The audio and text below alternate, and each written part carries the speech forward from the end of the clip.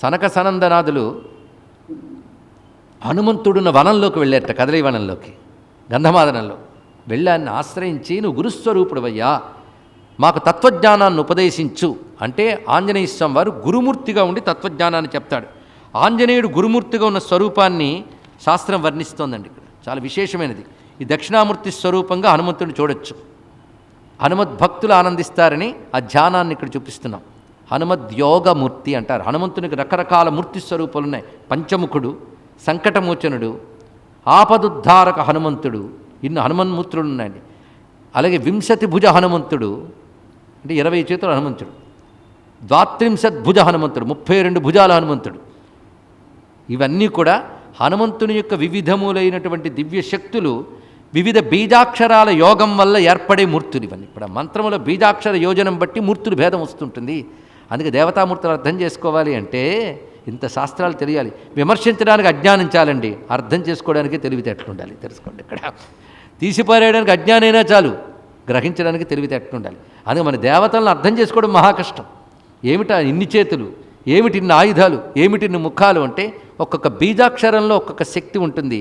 ఆ శక్తి ఒక చేతి ఆయుధంగా, ఒక ముఖంగా ప్రకటింపబడుతుంటుంది.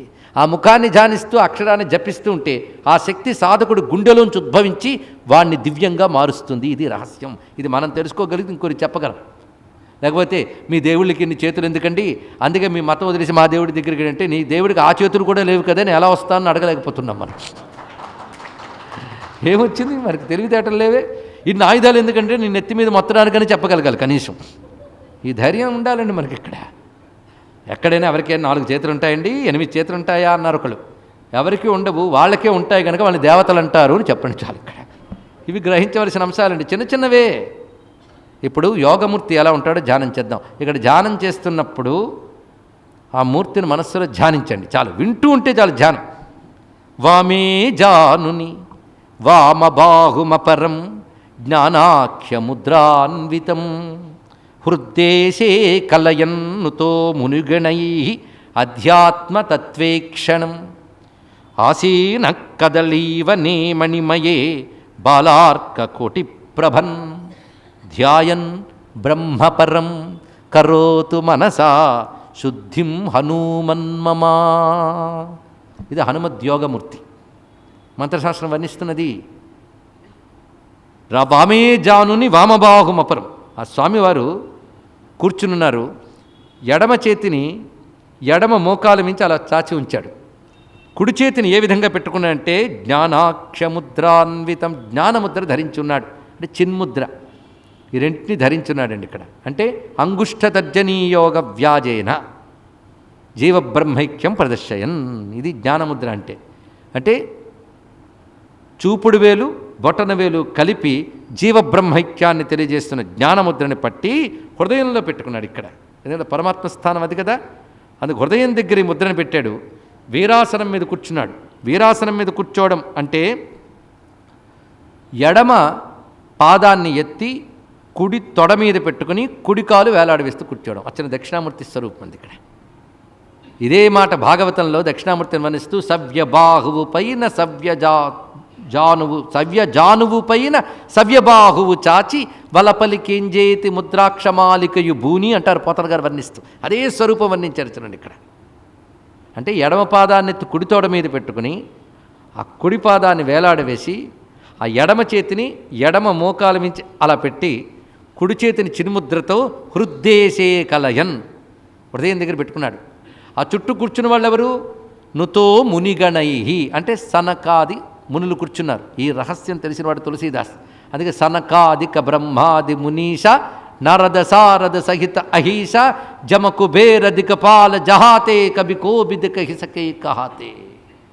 సనక సనందనాథులు, యమకుబేర దిక్పాలకులు, దేవతలు అందరూ నిన్ను నృత్తిస్తున్నారయ్యా అని మొత్తం చూపించారు ఇక్కడ. వాళ్ళందరి చేత నమస్కరింపబడుతున్నవాడు. అందుకే మునిగణములన్నీ చుట్టూ కూర్చున్నాయి.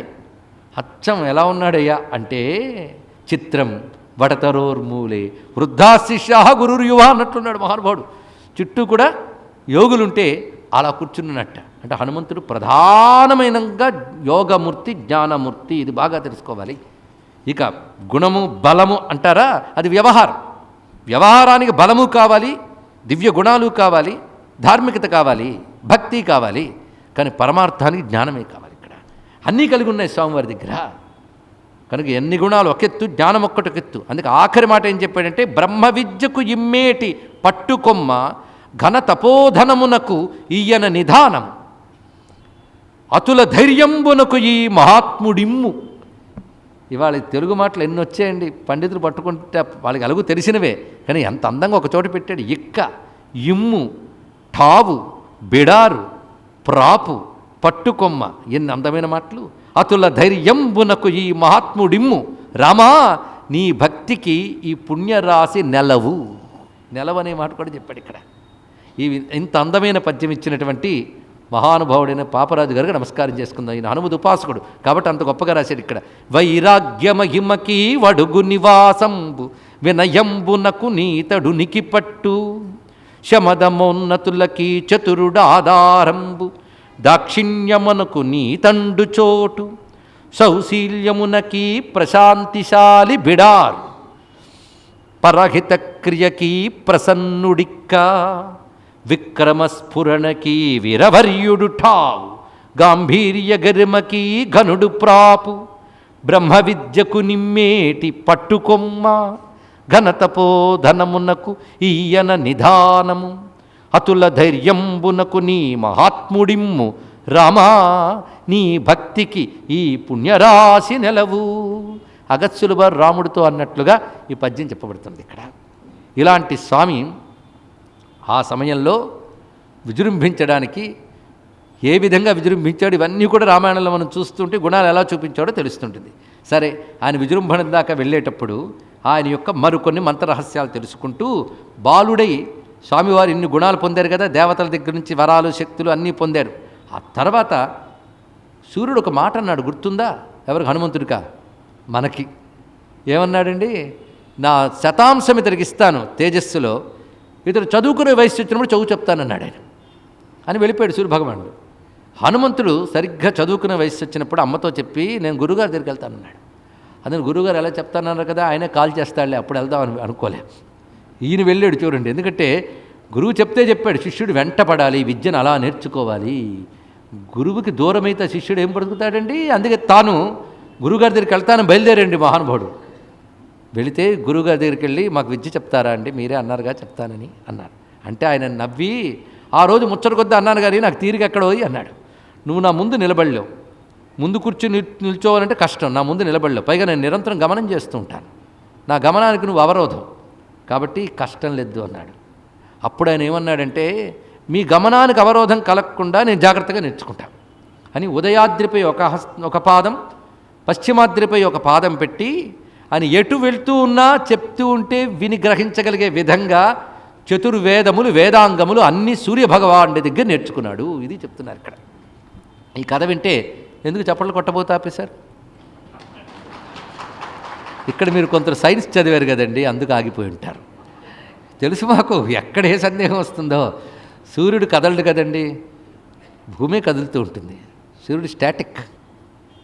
అటువంటప్పుడు సూర్యుడు కదులుతూ ఉంటే ఈయన కదులుతూ ఉన్నాడని ఎలా చెప్పడం అంటే, ఇక్కడున్న యువతకు ఒక మాట చెప్పాలి. సూర్యుడు కదలడు, అలాగే ఉంటాడు, భూమి కదులుతుంది అని ప్రపంచంలో మొట్టమొదట చెప్పిన గ్రంథం వేదం. ఇది పిల్లలు తెలుసుకోండి ఇక్కడ. అందుకని సైన్స్ అంతా పడమటి నుంచి వచ్చిందని భ్రాంతిలో మనం మగ్గిపోతున్నాం. స్వతంత్రం వచ్చిన తర్వాత కూడా పడమటివాడు చెప్పిన చదివే 70 ఏళ్ళు మన చదివించి మన జాతికి ఏమీ లేదనిపించేటట్టు చేశారు. ఇది తెలుసుకోండి ఇక్కడ. ఇక్కడైనా మీరు తెలుసుకోండి ఇక్కడ. మీరు అవకాశం ఇవ్వాలే కానీ ప్రతి విద్యార్థులను కూర్చోబెట్టి సైన్స్ పాఠాలు మన సంస్కృతి ఏమిచ్చిందో చెప్పడానికి మేము సిద్ధం. అన్ని రహస్యాలు ఉన్నాయి, తెలుసుకోండి ఇక్కడ.